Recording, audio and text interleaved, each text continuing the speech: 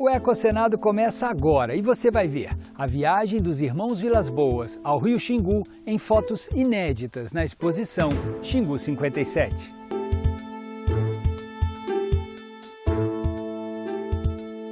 Meu avô foi estudar em Cornell nos anos 40, né? Saído diretamente da fazenda para os Estados Unidos, estudando biologia. Na volta, ele conseguiu se inserir nessas expedições. E no Senado, artistas de todo o país alertam para o risco de retrocessos na legislação ambiental. O país vive hoje sua maior encruzilhada ambiental desde a redemocratização. Você vai ver também, novos dados comprovam que as terras indígenas funcionam como um freio para o desmatamento. Dos 69 milhões de hectares desmatados no período, apenas 1 milhão de hectares ocorreram em terras indígenas. No quadro Ideias Verdes, um novo bioplástico criado por uma estudante do Maranhão. Ana Beatriz de Castro Silva desenvolveu um novo tipo de bioplástico biodegradável a partir do fruto do buriti. No plenário do Senado, homenagem ao Dia dos Povos Indígenas. É inegável que o país ainda possui uma dívida considerável para com as populações indígenas. E no Memorial dos Povos Indígenas, uma conversa com o sertanista Sidney Possuelo. Vocês do Congresso Nacional são os nossos representantes aí. Representam também o interesse dos povos indígenas. Protejam os índios, é a lei.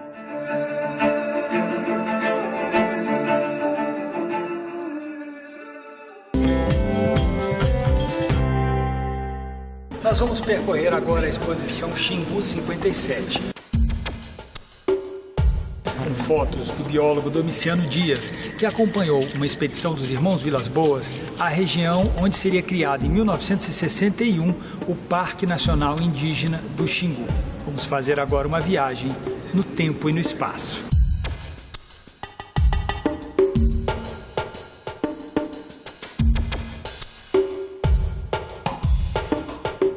Em 1957, o seu Domiciano era um biólogo, ele trabalhava na USP e ele praticava fotografia como amador.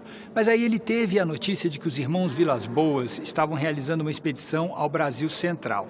Ele se interessou, então, em participar da expedição, não foi isso, seu Domiciano? Conta pra gente como é que foi esse processo. Bom, uns índios foram atrás dos irmãos Vilas-Boas, mas erraram o caminho e foram parar na Ilha do Bananal.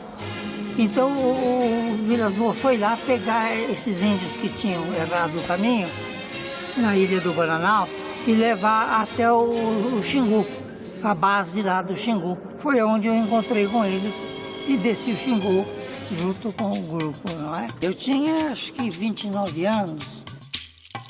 E isso aqui, você chegando lá a primeira vez? É no avião da FAB que fazia essa rota do Correio, chamava Correio Aéreo Nacional, não é? E aqui atravessava a região do Rio Araguaia e ia em direção ao Rio das Mortes. Essa é a paisagem depois do Rio Araguaia, né? Naquela época, ninguém conseguia atravessar o território dos Chavantes. Eles matavam qualquer um. Era um território proibido, né? Essa é a maloca clássica. É, a maloca clássica. Isso é muito grande, sabe? Várias famílias moravam. Cada um tinha o seu fogo. Aqui, seu Domiciano, fazendo biju, né? É, a Índia aí fazendo biju. Ralou e agora vai esfregando assim, para tirar o caldo, né? Da mandioca, né? Seu Domiciano, quando o senhor chegou lá no Xingu com os irmãos Vilas-Boas, a primeira vez, qual foi o impacto? O que o senhor encontrou lá? O impacto maior foi o silêncio. Não tinha apito de fábrica, não tinha buzina de carro, não tinha nada. Era um silêncio total. Aquilo impressionou. Lá no seu barulhinho da água, do rio, não é? Era um lugar muito quieto. Quando eu vi essas sequências de fotos que são um relato da expedição, né?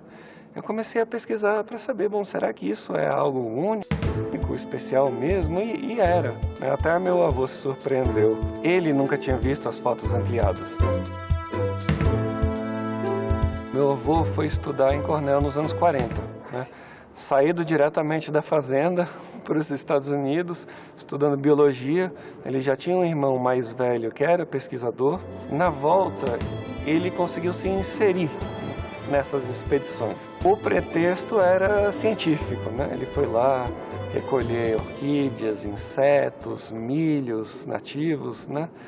Mas eu acho que a verdade, no fundo, é que ele queria muito conhecer, né, esse Brasil que estava sendo descoberto.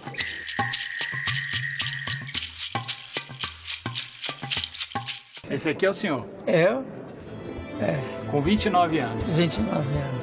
O Brasil Central despertava muito interesse na época, muita curiosidade. Aqui fazendo a canoa, aqui também. Eles acendiam o fogo dentro para entortar a casca. Isso é a casca de uma árvore. Esse é Orlando, e esse era um médico de São Paulo que dava assistência lá para os índios, lá da base, né? E aqui um menininho no colo dele uma indinha, e um papagaio na cabeça. Eu acho que é uma indinha. O meu avô é um entomólogo, um biólogo, né? Ele estuda insetos sociais. A fotografia eu sei que entrou cedo na vida dele.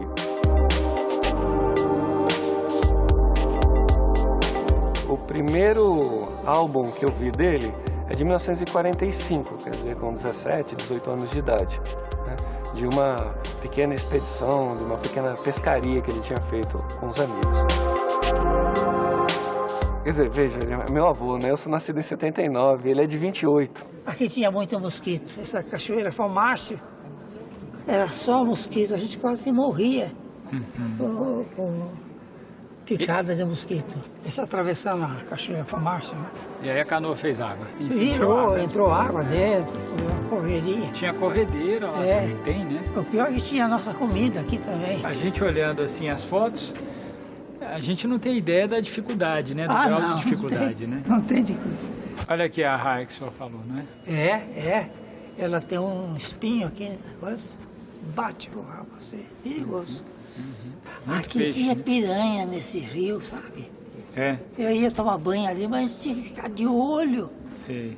Não podia entrar totalmente na água, né? Esse projeto do Xingu 57 já estava em andamento. A gente já tinha digitalizado e restaurado a maior parte das fotos e descobrimos, por intermédio de um amigo, que haveria um encontro perto de Brasília, em Lusiânia, de lideranças indígenas do país e de fora, né? Então, e que as lideranças xinguanas estariam lá, né? Então a gente colocou esse acervo debaixo do braço e foi encontro a eles. Então nós passamos 2 dias inteiros lá, conversando sobre as fotos, os locais, os fazeres, as pessoas, né? E a ideia é transformar isso tudo num livro. Eles se interessaram por várias dessas fotos, né? E uma foto em específico chamou muito a atenção, que é uma foto de 3 dos principais líderes, 2 Aueti e 1 Iaualapiti. E esse Iaualapiti era tio do Aritana. E esse tio foi responsável, junto com os Vilas Boas, pela reorganização desse povo, né? Parece que, em meados dos anos 50, eles não passavam de 30. E hoje são mais de 200. Então teve um resgate da cultura, um resgate da fala. E agora também, em parte, tem um resgate imagético, né? Do ponto de vista do senhor, quer dizer, o senhor chegou lá, o senhor já tinha um estudo, era professor. Eles têm o que para nos ensinar? Um modo de vida deles sossegado. Nunca vi eles batendo em criança, nada disso, sabe? Esse modo, assim, vamos dizer, sossegado de viver, né? Foi a coisa que impressionou mais, né? Fica bem claro que a preservação dos povos da floresta significa também a preservação da floresta. A preservação da cultura deles é a preservação do meio ambiente, né, do nosso futuro.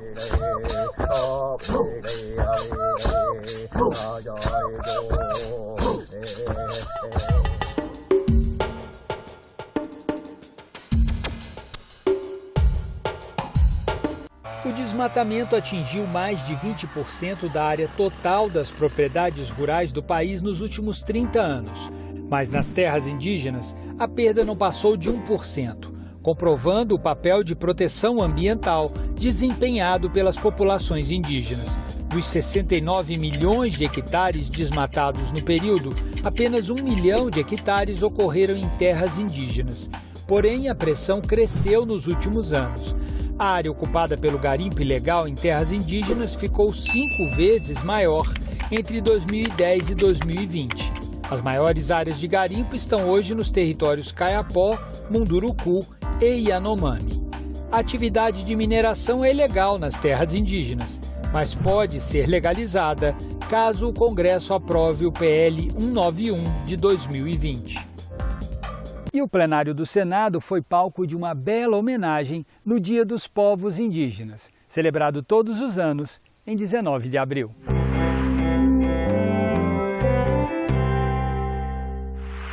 É inegável que o país ainda possui uma dívida considerável para com as populações indígenas. Não deixamos de reconhecer a necessidade de maior proteção estatal aos povos originários desta terra, cuja causa, no mais das vezes, anda atrelada a questões ambientais, sociais, de saúde pública. São necessárias políticas públicas que protejam e fortaleçam os direitos das populações originárias.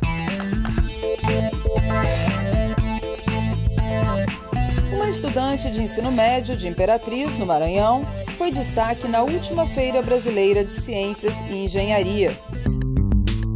Ana Beatriz de Castro Silva desenvolveu um novo tipo de bioplástico biodegradável a partir do fruto do buriti, palmeira presente na Amazônia e nos Cerrados. Os bioplásticos criados têm várias aplicações industriais, como revestimentos de pisos e paredes, texturas acrílicas e até biofilme. O produto se degradou em apenas 15 dias na água e em até 20 dias no solo, além de servir também como um fertilizante natural. A indústria do asfalto é o próximo segmento que quer zerar as emissões diretas e indiretas de gases do efeito estufa até a metade deste século. E a tecnologia do asfalto morno é a grande aposta, já que ela reduz em 1/3 o consumo de combustível e diminui em 15% as emissões. Além disso, a durabilidade do pavimento é 20% superior ao convencional. Nos Estados Unidos e na Europa, essa tecnologia já responde por quase metade de todo o asfalto produzido. Mas no Brasil, mal chegamos aos 2%. Em março, o Senado recebeu o movimento 342 Amazônia. Capitaneados pelo cantor e compositor Caetano Veloso, artistas de todo o país vieram a Brasília manifestar a sua preocupação com uma série de projetos que tramitam no Congresso e que, segundo eles, ameaçam o meio ambiente. São matérias que tratam da regularização fundiária na Amazônia, do garimpo em terras indígenas, da flexibilização do licenciamento ambiental. Nós separamos alguns momentos desse encontro, descrito pelo presidente do Senado, senador Rodrigo Pacheco, como uma das mais belas manifestações da sociedade civil que o Congresso Nacional já viveu.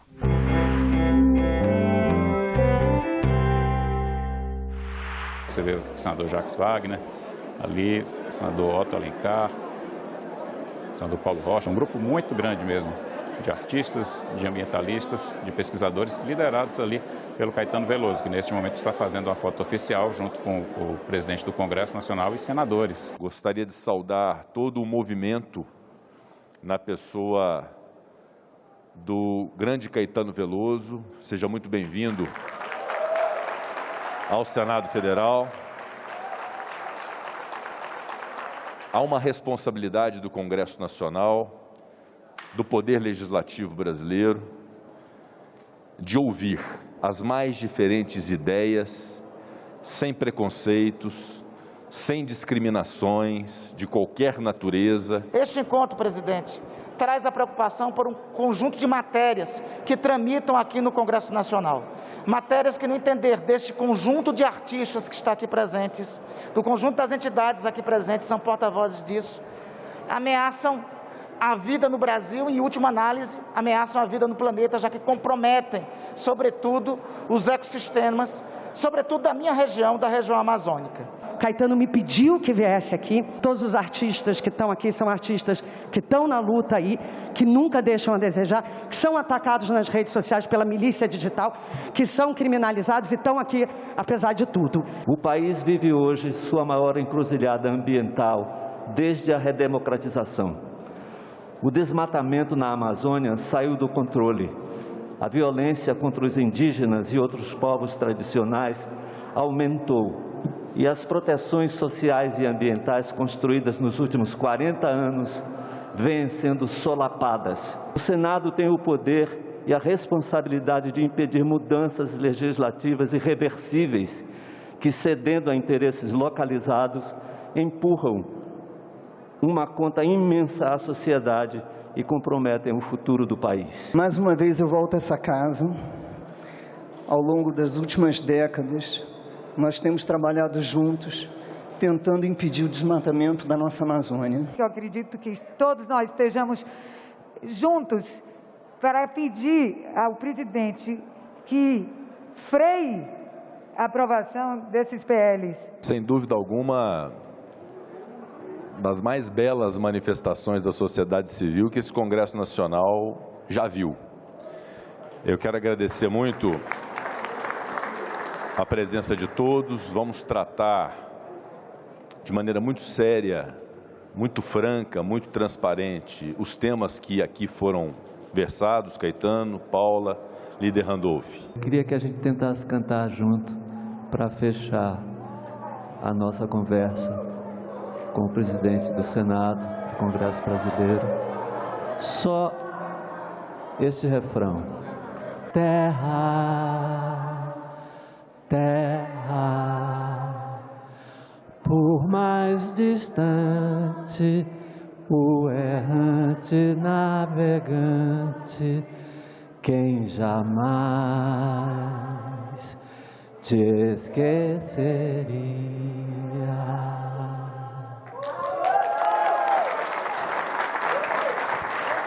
Depois de acompanhar toda essa movimentação que tomou conta de Brasília nos meses de março e abril, nós fomos ao Memorial dos Povos Indígenas para um encontro com Sidney Possuelo, ex-diretor da FUNAI, o último herdeiro de uma linhagem de sertanistas que, desde Rondon e dos irmãos Vilas Boas, percorreram o Brasil contatando índios isolados nos confins dos nossos sertões e das nossas florestas. Sidney, a gente analisando hoje o que vem acontecendo em termos de pressão que os índios vêm sofrendo, os índios brasileiros, no sentido de retrocessos, projetos que estão tramitando no Congresso e que ameaçam até a integridade desses povos, não é? Como é que você analisa o momento que nós estamos vivendo? Segundo a minha visão, é o pior momento na história dos povos indígenas. Hoje, as forças que estão contrárias aos povos indígenas estão dentro do governo, permeia o governo e altera a destinação dos órgãos de assistência, de proteção, foi tudo subvertido. Voltando lá atrás, quando você desperta o interesse para trabalhar com os índios, você busca se aproximar dos irmãos Vilas Boas, consegue participar daquelas expedições, de todo aquele processo de contato com índios, não é? Conta pra gente como é que foi aquele momento, o que te despertou ali naquele momento? Eu fui atrás da aventura com eles. Eles me mostraram os povos indígenas. E quando eu conheço os povos indígenas, o que era uma vontade de aventura, com o passar do tempo, vivendo, conhecendo os índios, cantando as canções junto com ele, comendo a comida com ele, caçando. E aí nasce um outro sentimento que que me manteve até hoje, que é um sentimento de respeito, de consideração, porque nessa intimidade você começa a ver a luta deles para a sua própria existência. Aquilo que era natural há 100 anos passados, ou não sei quanto tempo, hoje não é mais.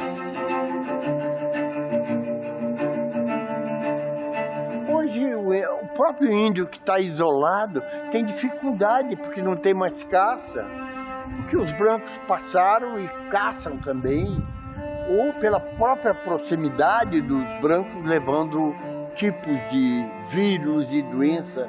Há uma ameaça permanente, ela está dispersa no nosso universo, que cada vez comprime mais os povos indígenas.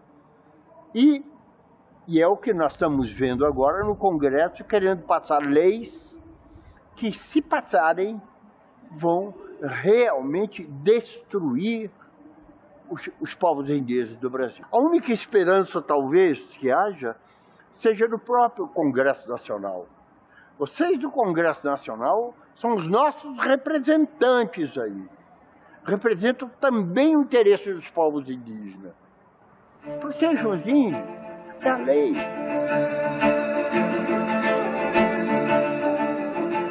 Sidney, recentemente você tomou a decisão de devolver para a FUNAI a medalha do mérito indigenista, que você havia ganho muitos anos atrás, e isso aconteceu em função de fatos recentes, né? Conta pra gente por que você tomou essa decisão. Ela foi criada, se não me falha, em 1972, pelo Geisel, presidente da República do Geisel, criou a medalha para honrar aqueles que ao longo da sua existência tiveram atos claros, definidos, explícitos, de proteção aos povos indígenas, nas suas terras, ou na saúde, ou na educação, de alguma forma proteger.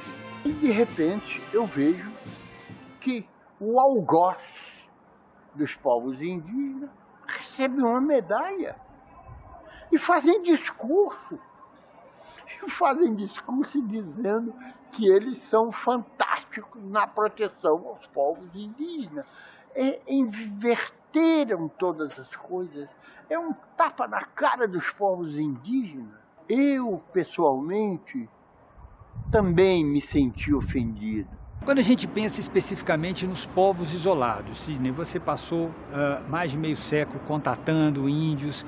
Quer dizer, o que representam esses povos, não é? Em que medida, para nós brasileiros, é uma janela de oportunidade, um patrimônio da humanidade, ter esses povos vivendo aqui no Brasil, uma oportunidade, vamos dizer assim, de viajarmos no túnel do tempo e entrarmos em contato com o que nós fomos há 10, 12 mil anos atrás, né? São poucos os povos do mundo que têm a oportunidade de ter presente parte do seu passado. No momento de 10, 12 ou 15 mil anos passados, a nossa etnia, nós estávamos de arco e flecha na mão. Ter hoje, dentro do Brasil, povos como nós fomos, é estar presente uma história de 10, 12 ou 15 mil anos passados. É algo extraordinário.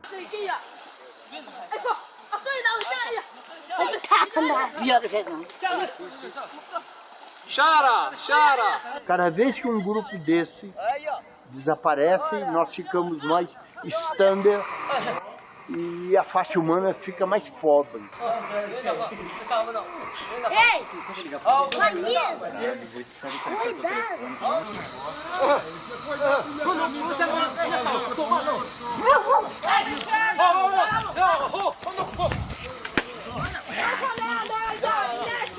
Sidney, se você fosse deixar agora uma mensagem para quem está vendo o nosso programa sobre a importância que representa a preservação dos povos indígenas, tanto para o meio ambiente, como também para a cultura, para a história brasileira. O que você diria para o nosso telespectador?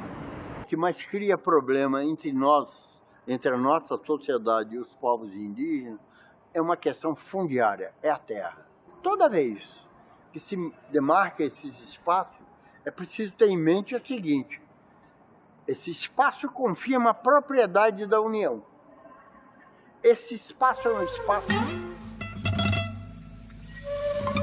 de preservação ecológica. Preservar a Amazônia, você preserva o nosso meio ambiente aqui no sul, de chuva, de água, de temperatura, de todas as coisas. Os povos indígenas têm todos os direitos dos civilizados e mais direitos especiais pela condição especial que eles têm no mundo, de falarem uma língua diferente, de ter uma história diferente, enfim, essas questões eu digo que estão ligadas muito a uma visão humanística. A minha vida é ficar disponível 24 horas para qualquer coisa que possa auxiliar a compreensão, as dificuldades dos povos indígenas. Nunca estou cansado para isso. Nunca. A gente termina essa edição do Eco Senado na expectativa de que essa conversa fantástica que nós tivemos aqui com o Sidney Possuelo sirva de inspiração para que todos nós, brasileiros, tenhamos sempre em mente a importância que representa para nós, enquanto povo, a demarcação das terras indígenas, a manutenção das condições de vida e da integridade física dos nossos índios, que já estavam aqui no Brasil muito antes da chegada do colonizador europeu e que são também brasileiros, como todos nós. Muito obrigado pela sua audiência. Até a próxima edição.